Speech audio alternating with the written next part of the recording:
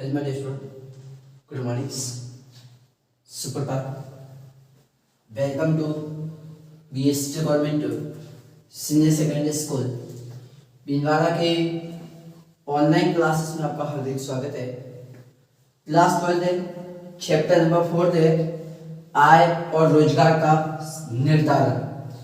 Lectures number 3 है और आज का जो हमारा टॉपिक रहने वाला है कि sir concept of MPC, APC, MPS और एपीएस, ठीक है, और उससे रिलेटेड कुछ न्यूमेरिकल क्वेश्चंस है उसको बताने वाला हूं, ठीक है, ताकि आपको क्लियर हो जाएगा।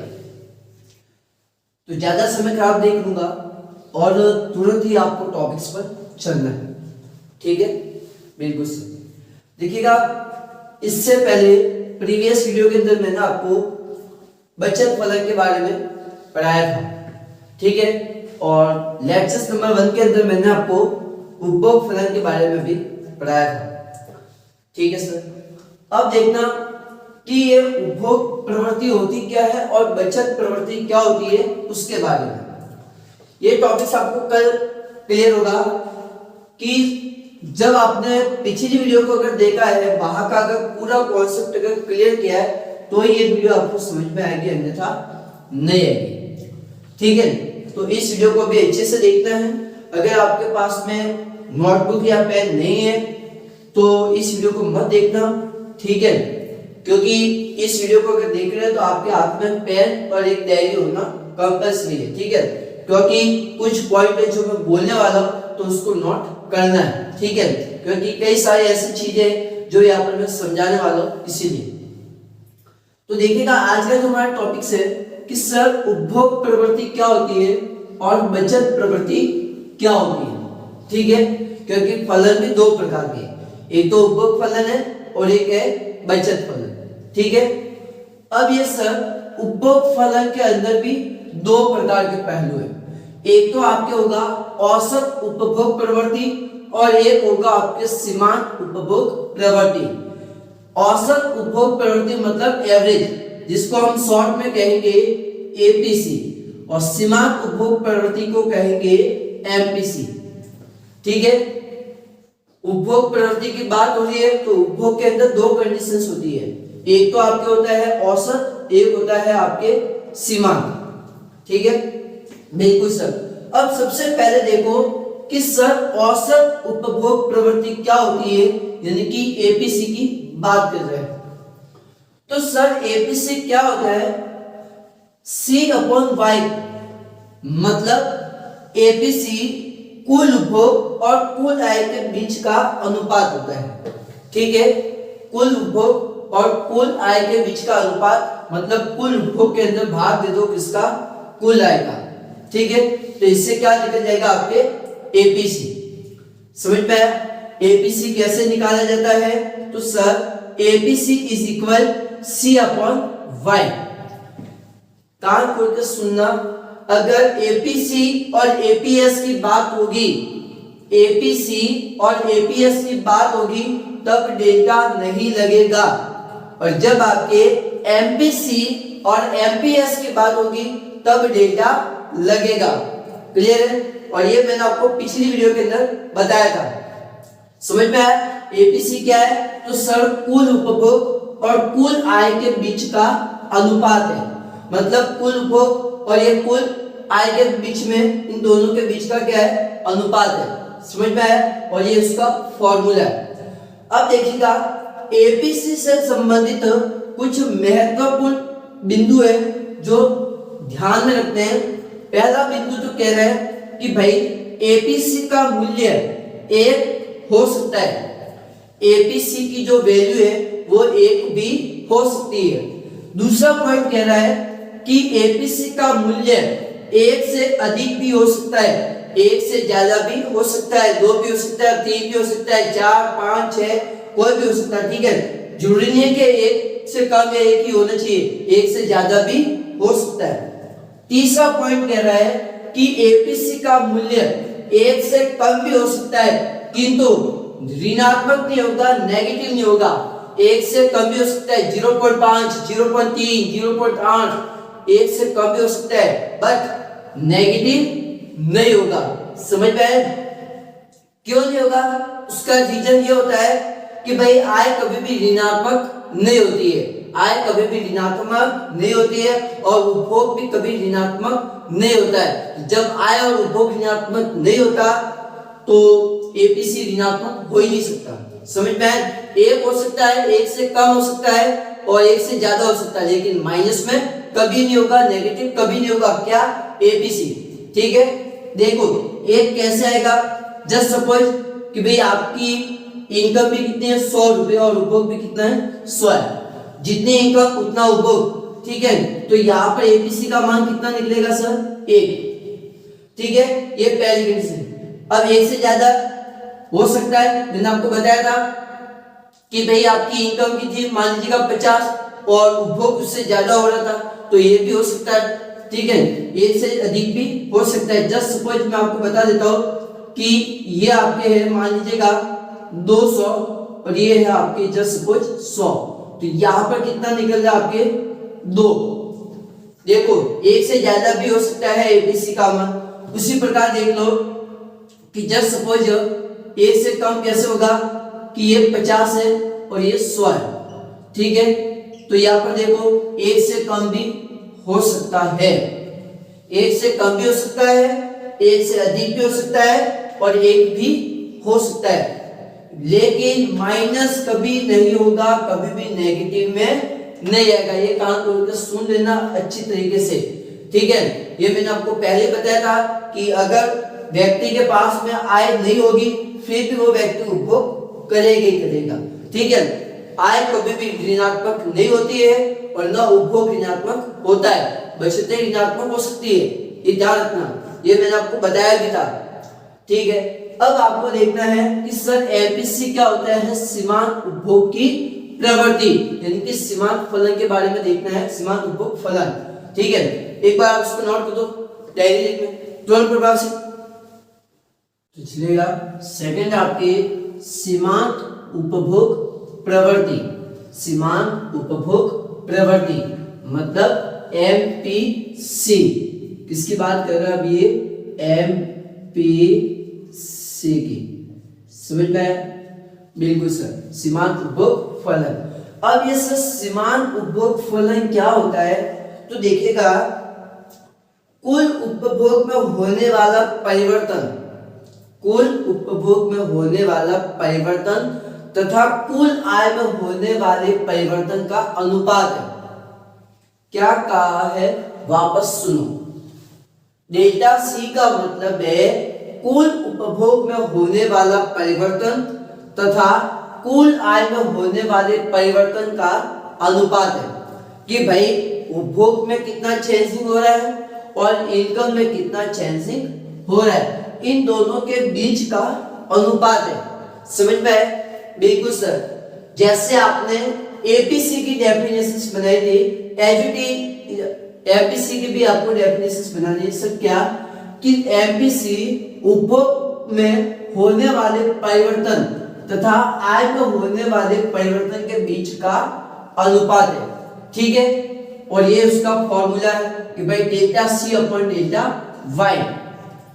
एमपीसी निकालना है तो डेल्टा सी में डिवाइड करना है किसको? डेल्टा वाई को। समझ में आया कि भाई उपभोग में कितना चेंजिंग हुआ है? ठीक है, कि भाई 30 से 70 हुआ है तो 30 से 70 के बीच में कितना चेंजिंग हुआ है, वो आपके डेल्टा सी है। समझ में आया? और इनकम में कितना चेंजिंग हो रहा है, वो आपके डेल्टा वाई।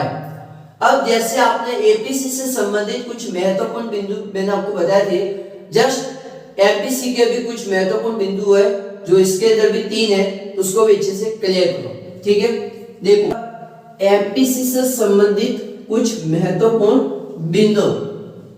अब पहला पॉइंट कह रहा है कि एमपीसी का मूल्य कभी भी 1 से अधिक नहीं हो सकता। एमपीसी का मूल्य कभी भी 1 से ज्यादा नहीं होगा। सुन लेना अच्छी तरीके से, एपीसी का मूल्य 1 से ज्यादा हो सकता है लेकिन एमपीसी का 1 से ज्यादा नहीं होगा। दूसरा पॉइंट कहेगा कि भाई एमपीसी का मूल्य 0 से अधिक तथा 1 से कम रहता है। 0 से ज्यादा और 1 से कम। एमपीसी का जो मान है वो सदैव 0 से तो ज्यादा रहेगा लेकिन 1 से कम रहेगा। मतलब एमपीसी का जो मान है वो 0 और 1 के बीच में रहने वाला है। समझ में आया? एमपीसी का जो मान है वो भाई 0 और 1 के बीच में रहने वाला है। मतलब 0 से तो ज्यादा होगा लेकिन 1 से कम होगा। 0 से 1 के बीच में जैसे कि 0.2, 0.3, 0.5, 0.8 इनके बीच में रहेगा। 1 से ज्यादा नहीं होगा और 1 से कम 0 से कम नहीं होगा। 1 से ज्यादा नहीं और 0 से कम नहीं। मतलब एमपीसी का मान 0 और 1 के बीच में होगा। तीसरा पॉइंट कहेगा कि भाई एमपीसी कभी भी ऋणात्मक नहीं हो सकता। एमपीसी कभी भी माइनस में नहीं होगा, कभी भी नेगेटिव नहीं होगा। समझ में आया? एमपीसी के अंदर मैंने क्या कहा है कि भाई एमपीसी का मान कभी भी 1 से ज्यादा नहीं होगा और दूसरी चीज कहा है कि एमपीसी का मान सदैव 0 और 1 के बीच में होगा। मतलब 0 से ज्यादा और 1 से कम, इन दोनों के बीच में होगा। ठीक है, समझ में आया? ठीक है भाई। लेकिन न तो 0 से तो अधिक है, 0 से अधिक, परंतु 1 से कम। ठीक है, बिल्कुल सर। अब भाई ये एपीसी और एमपीसी के बीच में एक प्रश्न बनता है। ठीक है, कि भाई एक पूछे जैसे मैंने दे रखा है कि एमपीसी तथा एपीसी दो प्रचाल, इनमें से किसका मूल्य 1 से अधिक हो सकता है और क्यों? क्या कह रहा है कि भाई एमपीसी और एपीसी दो प्रचाल है जिनमें से किसका मूल्य 1 से अधिक हो सकता है और क्यों होगा। अब देखिए आंसर में कि भाई एपीसी का मूल्य 1 से अधिक हो सकता है और ये मैंने अभी आपको बताया कि 1 से अधिक कैसे हो सकता है। जाहिर सी बात है, अगर मान लीजिएगा उपभोग किया 200, ठीक है, और आपकी इनकम है 100, तो यहाँ पर देख सकते हैं कि एपीसी का मान कितना हुआ 2, मतलब एपीसी का मान 1 से अधिक हो सकता है। ठीक है, और ये तब होगा जब आपका उपभोग अधिक होगा। मतलब अगर आपका उपभोग अधिक होगा और भाई कैसा होगा, इनकम कम होनी चाहिए। अगर उपभोग ज्यादा हो रहा है और इनकम कम है, आय कम है, तब ये कंडीशन होगी। ठीक है, एमपीसी का मूल्य 1 से अधिक नहीं हो सकता और ये मैंने आपको बताया भी है। एमपीसी का मतलब यहाँ पे किससे कि भाई आय में कितना चेंजिंग हो रहा है और उपभोग में कितना चेंजिंग हो रहा है, उन दोनों के बीच का अनुपात है। डेल्टा सी और डेल्टा वाई के बीच का अनुपात है और एमपीसी कभी भी 1 से ज्यादा हो ही नहीं सकता। क्लियर है? बिल्कुल सर, क्योंकि एमपीसी डेल्टा सी और डेल्टा वाई के बीच का अनुपात है जो मैंने आपको बताया है। ठीक है, कि भाई इनकम में कितना चेंजिंग हो रहा है। जस्ट सपोज कि 0 से 50, 50 से 100, ठीक है, तो इन दोनों इनके बीच का अनुपात है। मतलब भाई ये वाई है, वाई में कितना चेंजिंग हो रहा है तो सर 50 का हो रहा है। ठीक है, डेल्टा वाई में कितना हो रहा है 50 का हो रहा है। उसी प्रकार मैंने आपको कह दिया कि भाई उपभोग में कितना हो रहा है। जैसे आपने कह दिया कि सर 30, 40, ये आपके हो गया जस्ट सपोज 70। ठीक है, तो अब देखो कि भाई इनके ये आपके 70 और ये आपके 100। ठीक है, अब यहाँ पर आप देख सकते हैं कि कितना चेंजिंग हो रहा है। तो यहाँ पर आप कह सकते हैं कि सर यहाँ पर हमारे जो चेंजिंग हुआ है वो करीबन कितना हुआ है, तो सर ये चेंजिंग हुआ है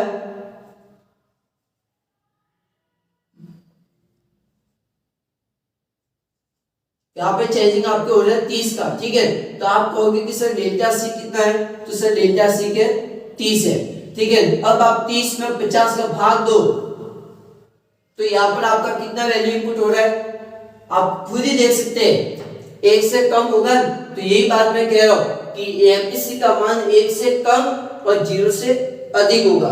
समझ में आया? बिल्कुल सर। डेल्टा सी अतिरिक्त उपभोग और डेल्टा वाई क्या है, अतिरिक्त आय। ठीक है, मतलब कितना चेंजिंग हो रहा है। यह केवल एक भाग होने के कारण यह कभी भी 1 से अधिक नहीं हो सकता। समझ में आया? बिल्कुल सर। क्लियर है भाई, कोई दिक्कत तो नहीं है। वाई क्या है, तो सर वाई का ये जो डेल्टा सी है ये इसका एक भाग है। डेल्टा सी और ये जो एस है मतलब उपभोग और ये जो बचत है ये आय का एक भाग कहलाता है। क्लियर है? ठीक है सर।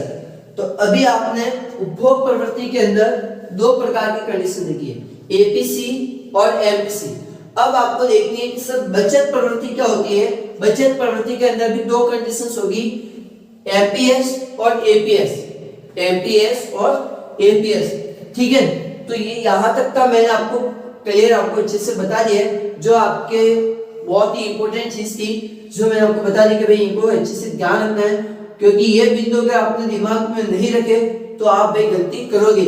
अगर आपकी एमपीसी का वैल्यू अगर 1 से ज्यादा हो गया, अगर एमपीसी का मान 1 से अधिक हो गया तो सीधा दिमाग में पॉइंट ला लेना कि आपने कहीं ना कहीं गलती की है।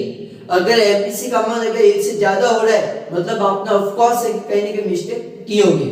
ठीक है, तो एक बार उसको नोट करो। अब मैं आपको बचत प्रवृत्ति के बारे में बता देता हूँ, इसकी शॉर्ट लो। चलिएगा, सेकंड है आपकी बचत प्रवृत्ति।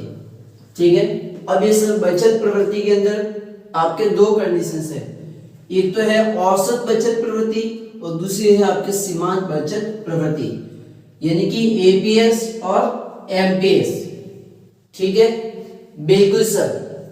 अब देखिए एपीएस क्या होता है, यानी कि पूरा नाम है इसका औसत बचत प्रवृत्ति, मतलब एवरेज की बात कर रहा है।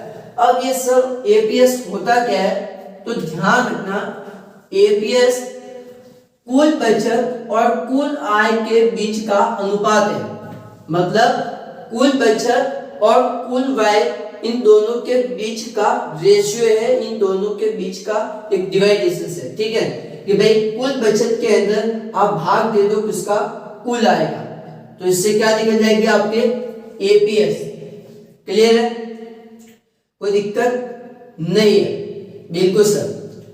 अब देखना है कि भाई एपीएस से संबंधित कुछ महत्वपूर्ण बिंदु। ठीक है, ठीक है। पहला पॉइंट क्या कह रहा है सर कि एपीएस का मूल्य कभी भी 1 से अधिक नहीं हो सकता। ध्यान रखना, एपीएस का मूल्य कभी भी 1 से अधिक नहीं हो सकता। क्लियर है, जबकि एपीसी का मान 1 से ज्यादा हो सकता था, लेकिन एपीएस का कभी भी 1 से ज्यादा नहीं होगा। ठीक है, दूसरा कह रहा हूं कि एपीएस ऋणात्मक हो सकता है, एपीएस ऋणात्मक हो सकता है, लेकिन एपीसी कभी भी ऋणात्मक नहीं था। ठीक है, बिल्कुल सर। उसके बाद में कह रहा है कि एपीएस का मूल्य 1 भी नहीं हो सकता, यह सदैव 1 से कम रहता है। क्या कह रहा है कि भाई एपीएस का मूल्य 1 भी नहीं होगा और 1 से कम भी, 1 से कम रहता है, यानी कि न तो 1 से ज्यादा, ठीक है, न तो 1 से ज्यादा होगा। समझ में है? मतलब ये पॉइंट क्या कहना चाह रहे हैं समझना। भाई मान लीजिएगा ये आपके पैमाना आपने देखा होगा, ठीक है, और ये इसके बीच में रहता है 0। इधर जाओगे तो प्लस का 1 होता है, ठीक है, इधर आओगे तो -1, -2, -3। तो ध्यान रखना ये जो एपीएस है, ये एपीएस सदैव 1 से कम रहेगा, 1 से ज्यादा नहीं होगा। एपीएस सदैव 1 से कम होगा, 0.5, 0.3, 0, -1, -2 इस तरह से हो सकता है, लेकिन 1 से ज्यादा कभी भी नहीं हो सकता। ये मैंने आपको पहले भी बताया था कि कभी भी बचत आय से ज्यादा हो ही नहीं सकती है। ठीक है, कभी भी बचत आय से ज्यादा नहीं होगी और उपभोग से ज्यादा नहीं होती, ये आपको पहले से पता है। मतलब ये आपको पता है कि एपीएस का फॉर्मूला भी क्या बताया कि सर S/Y। ठीक है सर। अब ये कंडीशन तो कभी बन ही नहीं सकती कि भाई आपकी इनकम 100 है और आपकी बचत हो रही है 200, तो ये कंडीशन अगर होती है तो भाई 2 आता है, लेकिन ये कंडीशन तो कभी होती ही नहीं है, पॉसिबल ही नहीं है, क्योंकि भाई बचत कभी भी आय से ज्यादा हो ही नहीं सकती है। समझ में आया ना आपको अच्छे से? 1 से कम हो सकती है, 0 हो सकती है, देखना 1 भी नहीं होगी, 1 भी नहीं होगी, लेकिन 1 से कम हो सकती है। ठीक है, 1 से सदैव कम रहेगी, 1 भी कभी भी पूरा नहीं होगा। देखना एक से कम कैसे रहेगा कि भाई जस्ट सपोज आपकी इनकम है 100 और मान लीजिएगा आपकी बचत है जस्ट सपोज 50 है, तो ये कंडीशन यार आपके हो सकती है कि 0.5 ये कंडीशन में मान सकता हूं, समझ में आया।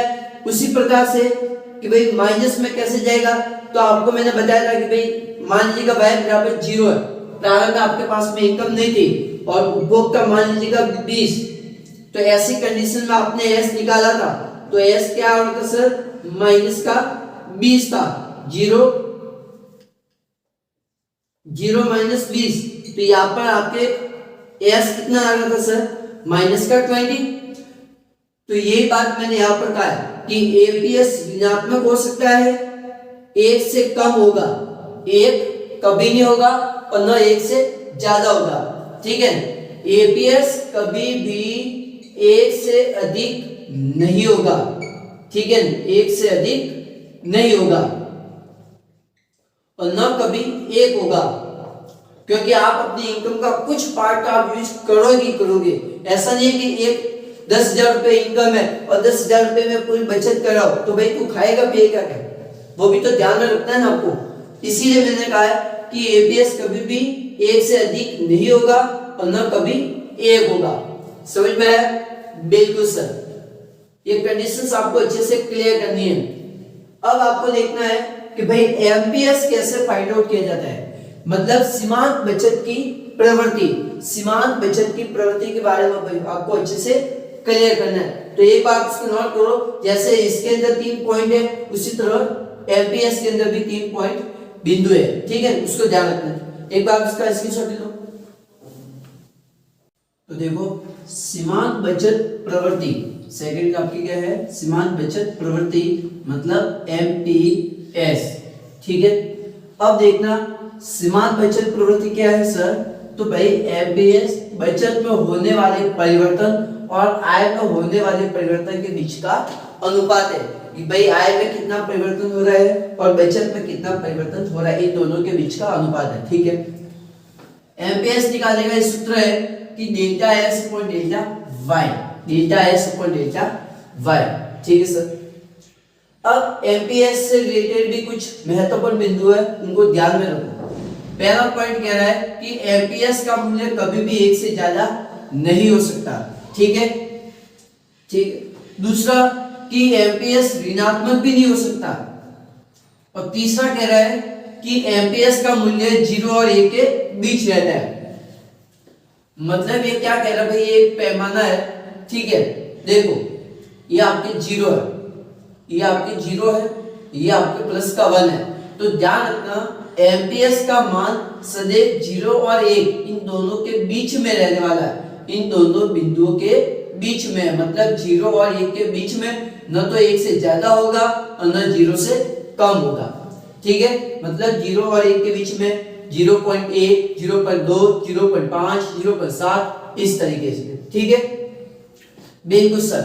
अब आगे कह रहे हैं कि क्या एमपीएस का मूल्य 1 से अधिक हो सकता है, क्या एपीएस का मूल्य 1 से अधिक हो सकता है, तो नहीं भाई, एपीएस का मान कभी भी 1 से ज्यादा नहीं हो सकता है। और ये आपको पता ही होगा कि भाई बचत कभी भी आय से ज्यादा हो ही नहीं सकती है, समझ में आया। बचत कभी भी आय से ज्यादा नहीं हो सकती है, इसी कारण एपीएस का मान कभी भी 1 से ज्यादा नहीं हो सकता, ठीक है सर। अब उसके बाद में अगला प्रश्न कह रहा है कि क्या एपीएस कभी ऋणात्मक हो सकता है, तो बिल्कुल एपीएस का मान ऋणात्मक हो सकता है। और एपीएस ऋणात्मक कब होगा, आपको मैंने एक कंडीशन बताई कि भाई सी बार इज इक्वल होता है माइनस एस बार के, ये मैंने आपको कंडीशन भी बताई थी। याद करो कि भाई जब y बराबर 0 था और c बराबर 200 था, ठीक है, तब ऐसी कंडीशन में आपने देखा था कि s कैसा हो रहा था, माइनस में आ रहा था, ऑफ कोर्स हो ही रहा था। और ये कंडीशन मैंने आपको पहले भी बताई थी कि भाई अगर आपके पास में इनकम नहीं होगी ना, फिर भी आप उस वस्तु का उपभोग करोगे, फिर भी आप कुछ ना कुछ डिमांड तो करने वाले हैं, लेकिन कभी भी बचत आय से ज्यादा हो ही नहीं सकती है, ठीक है। तो ये भी मैंने आपको बताया था और एक क्वेश्चन भी करवाया था कि भाई आपको निकालना था एस वाला, ठीक है, मतलब बचत फलन, और क्वेश्चन के अंदर दे रखा था सी बार। तो आपने क्या किया था कि भाई जो सी बार है ये प्लस का था और इधर लेकर आपको क्या इसमें आ चुका था, माइनस में आ चुका था, ये भी आपको पता ही है, ठीक है सर। दूसरा ध्यान रखना कि भाई अगर उपभोग ज्यादा हो रहा है, अगर उपभोग ज्यादा हो रहा है और मान लीजिए का आय कम है तब भी ऋणात्मक हो सकता है। अगर जस्ट सपोज आप लोगों ने उपभोग किया ज्यादा और इनकम है कम तब भी ऋणात्मक हो सकता है। मतलब जाहिर सी बात है कि भाई स्वायत्त उपभोग ऋणात्मक बचत होने के कारण एपीएस का मान ऋणात्मक हो सकता है जब आय शून्य है। समझ में आया? बिल्कुल सर। अब अगले क्वेश्चन को चलते हैं, तो एक बार इसका नोट कर दो, स्क्रीनशॉट ले लो तुरंत। क्वेश्चन है कि क्या एमपीएस तथा एमपीसी कभी भी ऋणात्मक हो सकते हैं? तो भाई एमपीसी और एमपीएस कभी भी ऋणात्मक नहीं होते, यानी कि नेगेटिव कभी भी नहीं होंगे। समझ में आया? क्यों? जाहिर सी बात है एमपीएस जो डेल्टा एस और डेल्टा वाई इन दोनों के बीच का अनुपात है और एमपीसी डेल्टा सी और डेल्टा वाई इन दोनों के बीच का अनुपात है। एस और वाई के बीच का रिलेशनशिप कैसा है? तो सर प्रत्यक्ष संबंध है। और सी और वाई इन दोनों के बीच का भी रिलेशनशिप कैसा है? प्रत्यक्ष है। मतलब प्रत्यक्ष कैसे कि भाई अगर आपकी इनकम बढ़ेगी तो उपभोग भी बढ़ेगा, अगर आपकी इनकम बढ़ेगी तो आपकी बचत भी बढ़ेगी। समझ में आया? यानी कि ये जो आपको बता रहे हैं, ठीक है, ये वाली जो कंडीशंस बता रही है आपको, ये क्या है? आपको सी फलन का ढलान है, सी फलन का ढलान है, ठीक है, सी फलन का ढलान। और ये आपको किसको बताया? तो सर ये बचत फलन का ढलान है, बचत फलन का ढलान। समझ में आया? बिल्कुल। ऋणात्मक क्यों नहीं हो सकता? तो ये आपको पता ही है कि भाई बचत कभी भी आय से ज्यादा नहीं हो सकती है। समझ में आया? बिल्कुल सर। अगर आय बढ़ेगी तो बचत भी बढ़ेगी, अगर आय कम होगी तो बचत भी कम होगी, लेकिन माइनस में नहीं होगी, ठीक है, माइनस में कभी भी आपका एमपीएस और एमपीसी नहीं होगा, ठीक है सर। अब अगला क्वेश्चन है कि यदि व्यक्तिगत परियोजना आय 1000 करोड़ रुपए तथा उपभोग व्यय है 750 करोड़ रुपए, तब एपीएस आपको ज्ञात करना है। तो देखिएगा एपीएस कैसे फाइंड आउट किया जाता है। तो भाई एपीएस निकालने का सूत्र भी आपको पता है, व्यक्तिगत परियोजना आय मतलब ये इनकम की बात कर रहे हैं, तो इनकम कितनी है sir?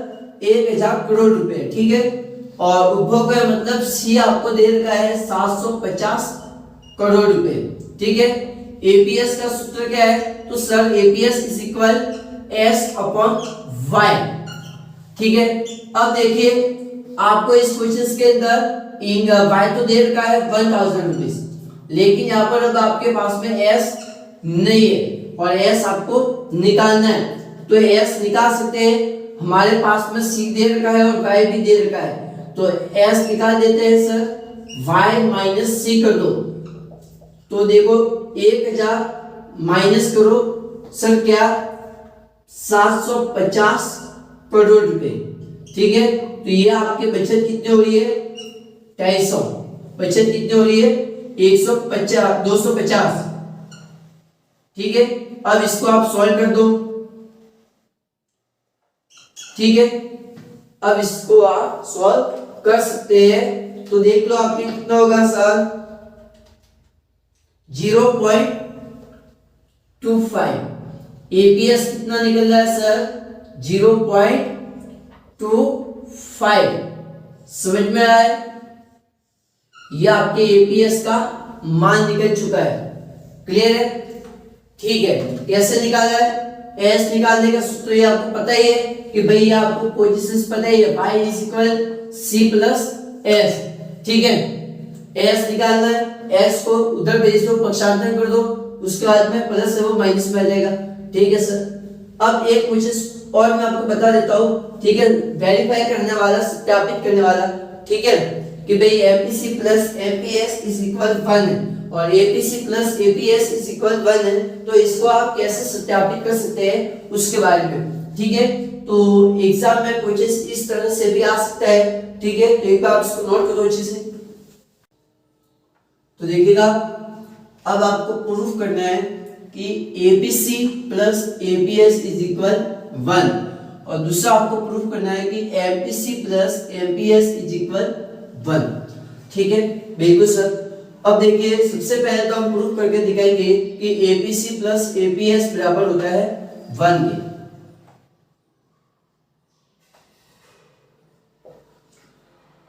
APC plus APS is equal 1।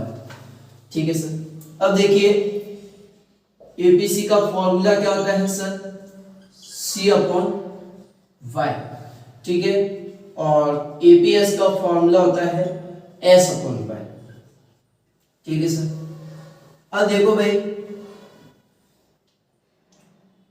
ये हमारी लेफ्ट हैंड साइड है और ये हमारी राइट हैंड साइड है। ठीक है, लेफ्ट हैंड साइड। ठीक है, बिल्कुल सर। अब देखिएगा, एबीसी का फॉर्मूला C अपॉन वाई। ठीक है, यहाँ पे पहले ये लिख दो कि एबीसी प्लस एपीएस। ठीक है, एबीसी का फॉर्मूला C अपॉन वाई और इसका है S अपॉन वाई। ठीक है सर। अब नीचे वालों का एलसीएम ले लो, वाई। ठीक है, एलसीएम कितना आएगा? वाई। एलसीएम कैसे निकलता है तो आपको पता ही है, वाई कितने बार जाएगा? एक बार। बिल्कुल सर। तो इसका एलसीएम कितना आएगा? वाई। बिल्कुल सर। अब C को गुणा करो 1 से और S को गुणा करो 1 से, तो क्या आएगा? C plus S। ठीक है, बिल्कुल सर। अब देखिए, एक कंडीशन आपको मैंने बताई भी थी कि y is equal C plus S। ठीक है, यानी कि हम अपनी इनकम का एक तो उपभोग कर सकते हैं और एक उसका बचत कर सकते हैं। ठीक है, तो यहाँ पर देखो, C प्लस S बराबर होता है किसके? y के।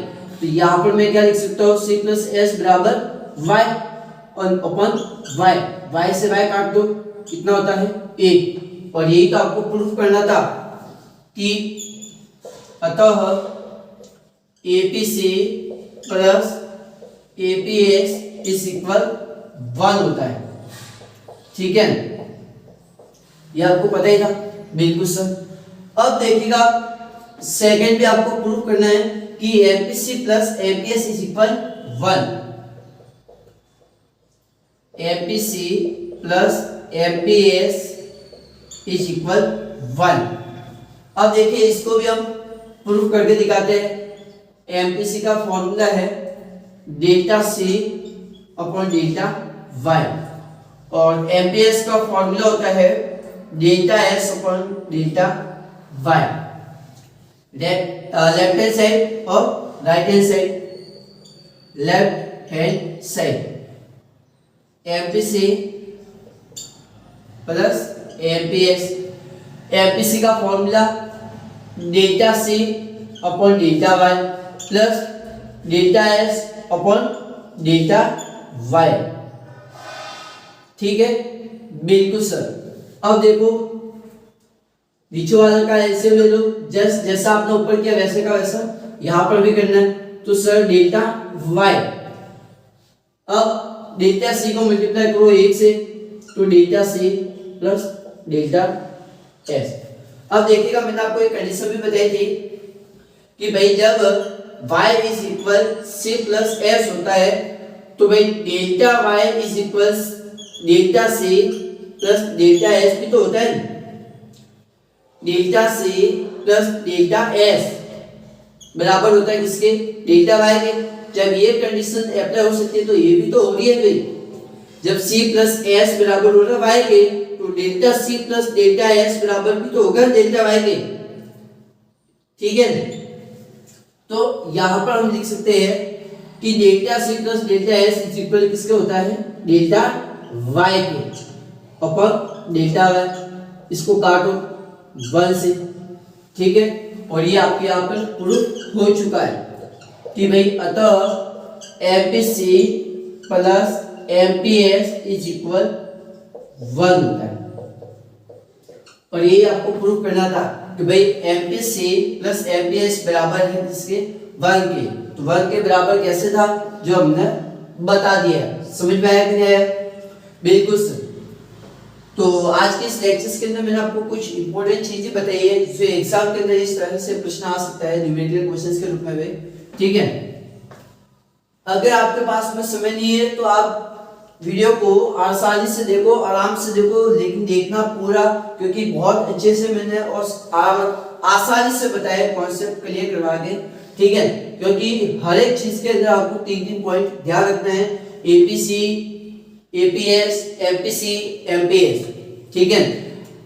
फॉर्मूले में कोई याद रखने की इतनी जरूरत नहीं है, सिर्फ केवल समझना है कि जब ए की बात होगी तो डेल्टा नहीं लगेगा, और जब एम की बात होगी तो डेल्टा लगाना, ठीक है। बिल्कुल सर। अब नेक्स्ट अगले क्वेश्चंस के अंदर, यानी कि अगले लेक्चर वीडियो के अंदर मैं आपको कुछ न्यूमेरिकल क्वेश्चंस और बताऊंगा इसी से रिलेटेड, ठीक है। यानी कि एपीसी, एपीएस, एमपीसी और एमपीसी से रिलेटेड। जैसे आपने व्यष्टि के अंदर टेबल बना के काम किया था, तो जस्ट इसमें भी हम टेबल बनाकर न्यूमेरिकल क्वेश्चंस को सॉल्व करेंगे, ठीक है। तो एक बार इसको नोट कर दो, नेक्स्ट लेक्चर नंबर 4 के अंदर मिलते हैं। Okay, bye.